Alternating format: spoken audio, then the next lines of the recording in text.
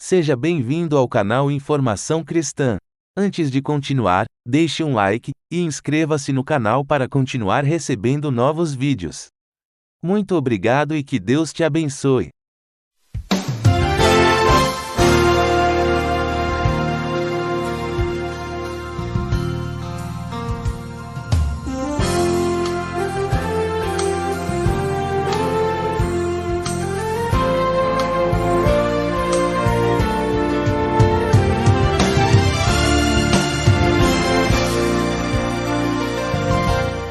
Deus tem planos para cumprir em nossas vidas. Essa é a mensagem de toda a Bíblia e é isso mesmo que estamos estudando aqui no Encontro com a Palavra, escrito pelo pastor Dick Woodward e narrado pelo pastor Edson Bruno. Fique atento a mais um programa que o Ministério Cooperativo Internacional leva a você. Com você agora, pastor Edson Bruno.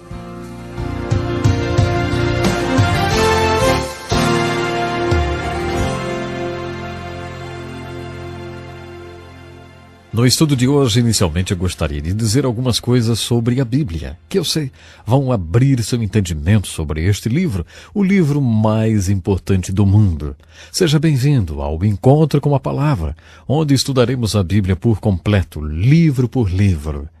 Estamos apenas começando, por isso, fique conosco todos os dias nesse mesmo horário e convide outras pessoas para participar conosco deste importante estudo da Palavra de Deus. Antes de qualquer coisa, gostaria de dizer algo sobre como estudar a Bíblia. Há 3 passos que devemos tomar para que possamos estudar corretamente a Bíblia. Primeiro, a observação. Depois, a interpretação e a aplicação. Observação traz a pergunta: o que está escrito? Significa que quando se abre um livro da Bíblia, quando se toma um capítulo da Bíblia, quando se lê um verso da Bíblia, você quer fazer essa pergunta: o que está escrito? A segunda questão que você levanta vem com o título de interpretação. A palavra interpretação traz a seguinte pergunta: mas o que isso significa? A terceira questão na qual você tem de se autoeducar ao ler as Escrituras vem com o título de aplicação e traz a seguinte pergunta: o que isso significa para mim, para a minha vida? É muito simples. Observação: o que está escrito? Eu me lembro de um homem em um estudo bíblico que fiz há alguns anos. Ele acompanhava atentamente a leitura de cada passagem das Escrituras. Mas quando eu dizia para o grupo: agora, o que isso significa? Aquele senhor então olhava para mim, para o verso, e depois olhava para mim outra vez e dizia: olha, eu acho que isso significa exatamente o que esse verso quer dizer, rapaz. Ele estava certo o tempo todo. Porque qualquer verso das Escrituras, qualquer livro, qualquer capítulo, sempre significa exatamente o que está escrito. É claro que a pergunta verdadeira é: o que está realmente escrito? De certa forma, essa é a pergunta mais importante das 3. O que está realmente escrito? Uma vez encontrada a resposta para essa pergunta, não é difícil imaginar o que ela significa, a não ser que você não queira saber. É claro que a pergunta que mais nos interessa no nosso estudo da Bíblia é a terceira: o que essa mensagem significa para mim, para a minha vida? Quando você chegar na seção chamada Aplicação, será preciso fazer algumas perguntas. Por exemplo, existe algum exemplo a ser seguido? Existe algum aviso para prestar atenção? Foi dado algum mandamento para que seja obedecido? Há algum pecado a ser abandonado? Alguma nova verdade sobre Deus ou sobre Jesus Cristo? Existe alguma pergunta que eu não saiba responder? Bom, essas perguntas vão ajudá-lo a tirar melhor proveito das Escrituras. Gostaria de compartilhar agora o que podemos chamar de regras para estudar a Bíblia. Existem regras e linhas de direção para tudo, não é mesmo? Não é diferente com o estudo da Bíblia. No seminário, eles usam com frequência uma palavra complicada. Eles a chamam de hermenêutica. Mas nós não vamos chamar assim. Vamos dizer que veremos aqui algumas regrinhas a serem usadas no estudo da Bíblia. Aqui está uma.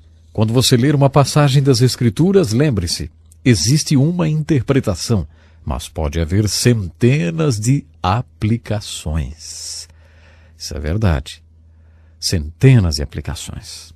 Aplicação é diferente de interpretação. Existe apenas uma interpretação e você precisa ser humilde nesse momento, especialmente se alguém não concordar com a sua interpretação. Quanto à aplicação, existem milhares de maneiras com que o Espírito Santo pode aplicar as Escrituras na sua vida. Já que a Bíblia é um livro sobre Jesus Cristo, você deve sempre manter o foco nele quando estiver lendo as Escrituras. Quando você estiver estudando o Velho Testamento, lembre-se de que você está à procura de exemplos e admoestações. Há uma razão para o fato de que os primeiros 17 livros do Velho Testamento sejam sobre a história. Há muito de história nos livros da lei e nos livros proféticos. Eventos históricos na Bíblia, além de ser históricos, podem conter um significado alegórico. O que eu quero dizer é o seguinte: em Gálatas capítulo 4, versículo 22 a 24, o apóstolo Paulo diz: Abraão teve 2 filhos. Essas coisas são alegóricas. Ninguém tem dúvidas de que aquele fato é histórico. Abraão teve 2 filhos, Ismael e Isaque. Ismael tornou-se o pai dos árabes e Isaque o pai dos judeus. Há árabes e judeus na Terra Santa nos dias de hoje. Isto é história. O apóstolo Paulo diz: Abraão teve 2 filhos. Isso também é uma alegoria. Eu acredito que ele mostra por precedentes e por princípios que na Bíblia uma história com E pode ser história com H. E sem tirar nada da historicidade daquela história, a história também pode ter um significado alegórico. Quando o apóstolo Paulo diz que todas essas coisas aconteceram como exemplos, ele usa uma palavra no grego traduzida como exemplos. É uma palavra como a palavra modelo. O que ele realmente está dizendo é que todas aquelas coisas que aconteceram eram modelos, que são como lições ou alegorias. Então, quando você ler a literatura histórica do Velho Testamento, continuando esse estudo histórico, procure por essas alegorias, ou esses modelos, ou esses exemplos e admoestações. Encontramos muitos versículos que são difíceis de entender, mas existem muitos outros de fácil compreensão. Sempre procure interpretar os versículos obscuros à luz dos versículos que são mais claros. Como pastor, uma vez eu compartilhei alguns versículos com uma mulher que estava passando por um certo problema. Ela me disse: Pastor, não me confunda com as Escrituras, eu já estou decidida. Sabe, algumas pessoas querem ler as Escrituras desse jeito. Suas opiniões já estão formadas. É muito difícil para Deus mostrar a alguém assim o que as Escrituras querem dizer e o que Ele pretende fazer se sua mente já estiver fechada numa opinião. Outro importante princípio sobre as Escrituras, especialmente se você ensina sobre as Escrituras, é o seguinte: uma vez que você tiver aprendido o significado dos versículos, pergunte a você mesmo se é de sua vontade obedecer às Escrituras antes de ensinar para outra pessoa. E aqui vai mais uma. Lembre-se sempre que Deus nos fala através da sua palavra. Por isso, aproxime-se da palavra de Deus com muito cuidado, pedindo a Deus que revele a palavra pessoal a você, através do Espírito Santo. Uma boa oração para se fazer nesses momentos é: Deus, abra os meus olhos, para que eu possa ver a verdade que Tu tens para mim, nesse instante, hoje mesmo. Essa é uma boa maneira de se aproximar das Escrituras. Seria bom também que você admitisse que existem algumas passagens que você não entende, como esse versículo em 1 Pedro capítulo 3, verso 1. Eu recentemente dei uma olhada em um comentário de Martin Luther King sobre isso. Ele disse o seguinte: ninguém sabe o que esse versículo quer dizer. Eu acho que esse comentário é bastante animador.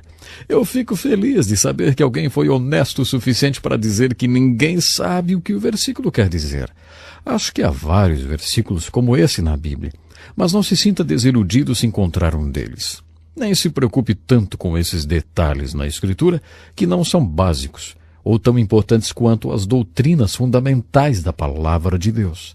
Há um versículo muito fácil de ser lembrado em Deuteronômio 29:29, que diz: As coisas encobertas são para o Senhor nosso Deus, porém as reveladas são para nós e para nossos filhos para sempre. Alguém disse a Mark Twain, o famoso escritor: Eu não gosto da Bíblia porque ela está cheia de versículos que eu não consigo entender. Mark respondeu: Os versículos da Bíblia que me perturbam não são os que eu não consigo entender. Os versículos que me preocupam são aqueles que eu consigo entender. Há coisas secretas que pertencem a Deus. Ele não compartilha com ninguém. Mas há certas coisas que Ele quer que façamos. E Ele deixa isso muito claro. Portanto, não se preocupe demais com essas coisas obscuras, essas coisas secretas que Deus não revela a ninguém. Nunca esqueça que não há versículo na Bíblia que possa ser interpretado de forma pessoal ou isolado do resto da Escritura. Isso é o que Pedro quer dizer em 2 Pedro 1:20, quando ele diz: nenhuma profecia das Escrituras é de particular interpretação. O melhor comentário sobre a Bíblia é a própria Bíblia.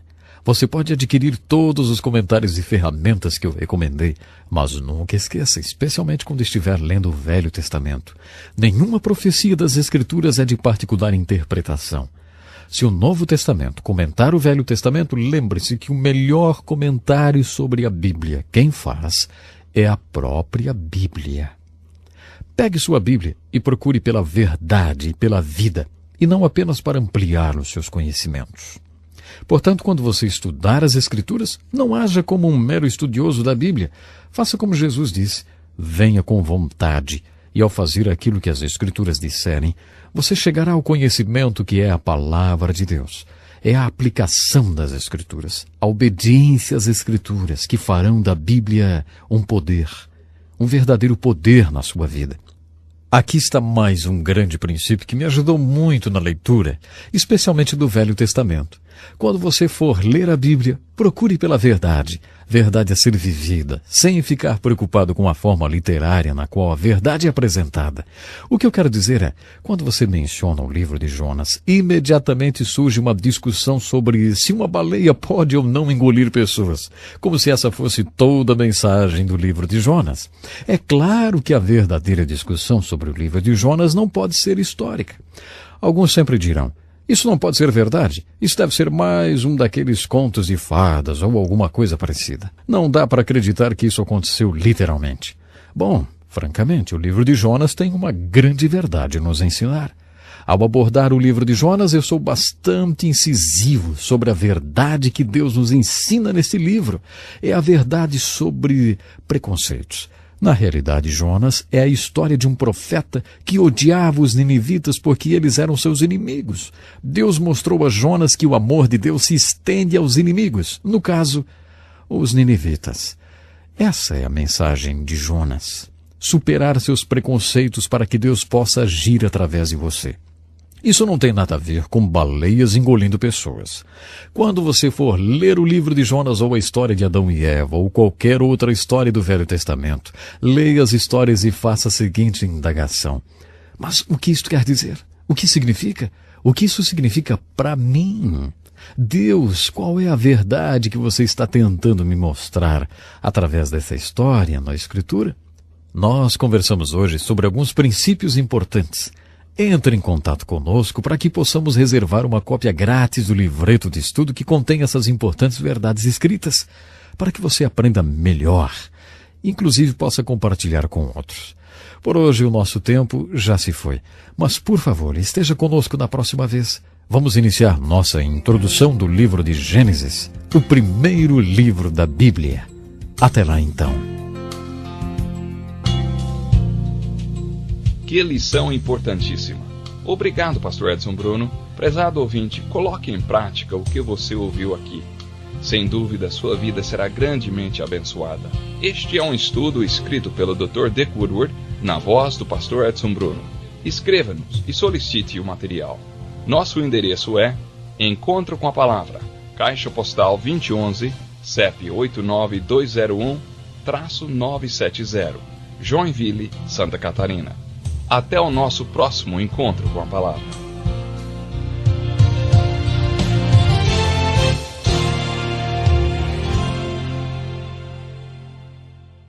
Obrigado por ter assistido um vídeo do nosso canal Informação Cristã. Esperamos que ele tenha edificado a sua vida e também da sua família. Pedimos que por favor se inscreva no nosso canal, dê um like e compartilhe esse vídeo para o maior número de pessoas, para que elas também sejam edificadas e alcançadas pela palavra do nosso Deus. Que Deus te abençoe e até o próximo vídeo.